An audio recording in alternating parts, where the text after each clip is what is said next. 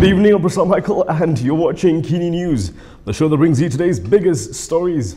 2020 appears to be a very good year for the Kelantan state government. Not only did it purchase 14 brand new Mercedes Benz for top state leaders, they also received a fat bonus. Kelantan Menteri Besar Ahmad Yakob, his deputy and state exco members received a 50,000 ringgit bonus each. According to a source, the bonus was paid out in the second week of January, coinciding with the additional bonus payout received by state government employees. The source, who wished to remain anonymous, said it's not fair that state civil servants only received a bonus of 1,000 ringgit, while state leadership received 50,000 ringgit each. The source added that the 50,000 ringgit bonus was not publicly announced. It is understood that the bonus was paid to the Menteri Besar, his deputy and the entire exco lineup. This comes just a week after it was revealed that the state government purchased 14 new Mercedes Benz to be used as official cars for its top leadership. When met, Deputy Menteri Besar, Mohd Amar Abdullah, confirmed that the state leaders were given 50,000 ringgit. However, he clarified that it wasn't a bonus but a special payment. He also added that it did not come from the 400 million ringgit from the federal government. One of the biggest changes after GE14 is the reforms being carried out by the Election Commission under its chief Azhar Azizan Harun. Let's take a look at what's in store. The Election Commission will be heavily investing in voter education, and their first stop will be secondary schools nationwide. With the EC going to schools, some may fear that students could be indoctrinated, but according to EC chief Azhar Azizan Harun, people won't have to worry about that. There were even many schools who wrote to us who wanted us to do it. So the module is ready. We will make public the module so that nobody could raise an allegation that we are trying to indoctrinate students. We are not. We are not in the business of indoctrinating anybody, but we want to educate. On the possibility of implementing electronic voting or e-voting in Malaysia, Azhar said security was a concern. Saya amat bimbang tentang security. Dan bagaimana untuk memuaskan hati pengundi bahawa apa yang diundi itulah yang dimasukkan ke dalam sistem tu. There's also an update on the implementation of Undi 18 or automatic voter registration. Azhar said the tender for the software system for automatic voter registration has already been awarded and is expected to be ready in the middle of next year. We may not get rap battles between our politicians and government officials, but maybe the next best thing? Pantun battles. Ahmad defended himself yesterday with a 4-line poem against the charges of failing to declare 2 million ringgit, which he received from Najib Abdul Razak, to the Inland Revenue Board, and providing a false statement to MACC. Panglima berani pantang kalah, badannya sasa kehitaman. Saya ini tidak bersalah jadi mangsa kezaliman. Today, veteran journalist A. Kadi Jasin penned a poem in response. Instead of a 4-line counter-poem, Kadi went full Shakespeare with a 28-line poem. Taking aim at Ahmad Mazlan's culinary skills, Kadi said the BN MP's expertise is valuable as he will be able to cook in prison and delight other prisoners. The Prime Minister's media advisor also said Ahmad has nothing to worry about if he had not committed a crime. Kadi's full poem can be viewed on his blog.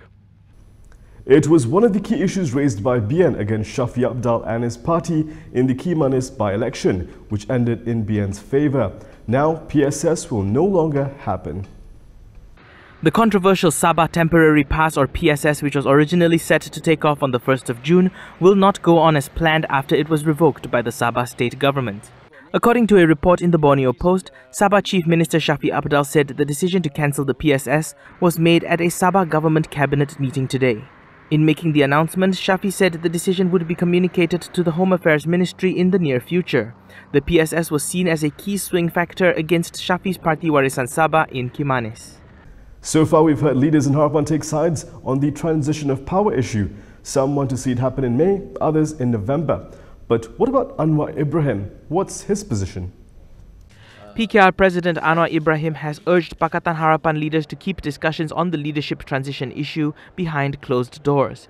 He said all quarters in Harapan should not discuss the transition of power in the open and respect the consensus agreed to on the 18th of January. Anwar added that Harapan and Prime Minister Dr. Mahathir Mohamad have repeatedly affirmed their commitment to ensure the success of the transition process as agreed upon. Therefore, they should respect this decision so that it would take place peacefully and in an orderly manner. Yesterday, Harapan Youth Chief Sadiq Said Abdul Rahman lashed out at those whom he described as Anwar's, quote, fervent supporters and allies for harping on the transition issue. He accused them of turning their backs on the consensus and said that their incessant attacks made it difficult for Mahathir to administer the nation. Najib Abdul Razak is disputing the authenticity of his signatures on 13 SRC documents. Now he may finally be able to prove those weren't his signatures. The High Court has allowed former Prime Minister Najib Abdul Razak to call an expert witness to examine the authenticity of his signatures on SRC International related documents. Justice Muhammad Nazlan Muhammad Ghazali said that Najib, in defending himself in the criminal trial against him, is entitled to introduce relevant evidence of his choice. He said that even if Najib's dispute against the authenticity of his signatures was based on an afterthought, it was not a valid reason to bar him from leading evidence in his defense. He added that the weight to be given to the expert evidence, should it be tendered, including on whether the credibility of the defense of the accused is adversely affected by an afterthought, is for the court to determine at the end of the case. Coming up next, the virus from China is spreading. Where will it show up next? The US President wants to plant more trees, but will it be enough? All this and more after this.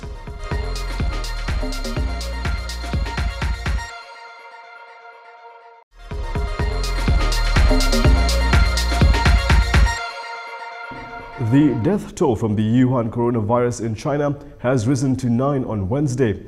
That's not all. A case has already been reported in the United States, sending markets tumbling on fears of economic damages as tourists cancel travel plans.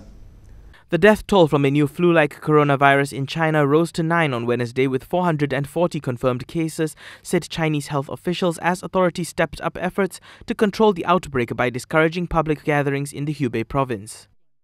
The virus, originating in the central Chinese city of Wuhan in Hubei at the end of last year, has spread to Chinese cities including Beijing and Shanghai, as well as the United States, United Kingdom, Macau, Thailand, South Korea, Japan and Taiwan. The United States Center for Disease Control and Prevention, or CDC, said a traveler from China was diagnosed in Seattle with the Wuhan coronavirus, in the first case identified in the US. The virus struck as millions of Chinese prepare to travel for the Lunar New Year, heightening contagion risks. Many in China scrambled to buy face masks to protect themselves. Fears of a pandemic similar to the severe acute respiratory syndrome, or SARS, outbreak that started in China and killed nearly 800 people in 2002 to 2003 have roiled global markets, with aviation and luxury goods stocks hit particularly hard. The World Health Organization is set to hold a meeting on Wednesday to consider whether the outbreak is an international public health emergency. US President Donald Trump is committed to preserving the natural beauty of Earth by joining a pledge to plant 1 trillion trees. But even that is not enough to appease one of his youngest and staunchest critics. We're committed to conserving the majesty of God's creation and the natural beauty of our world.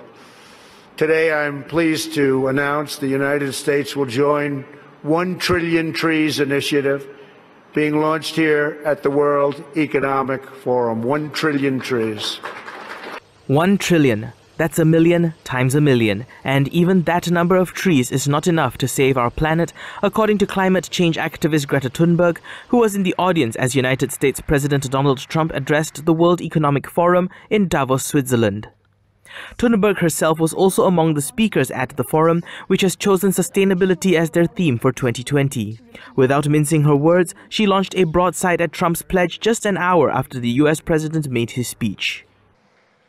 Planting trees is good, of course, but it's nowhere near enough of what is needed, and it cannot replace real mitigation and rewilding nature.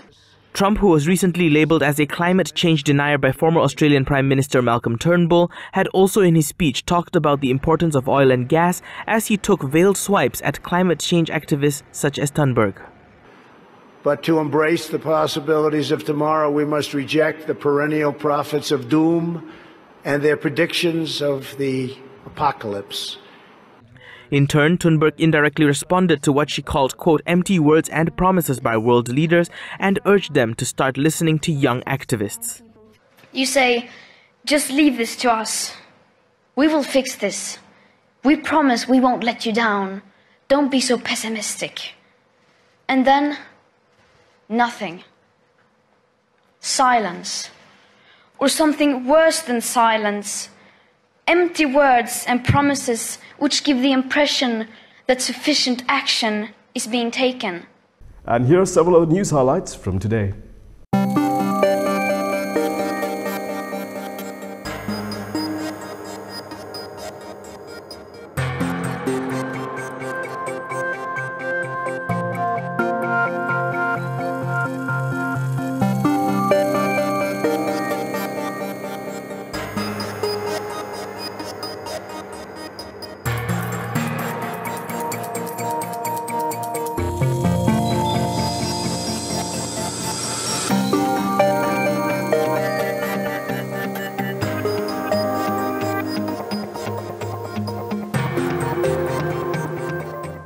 And that is all from me today. For more stories, you can go to KiniTV.com. You can also follow us on Instagram, Twitter, YouTube and Facebook for the latest news updates. We'll be back tomorrow, same time, same place.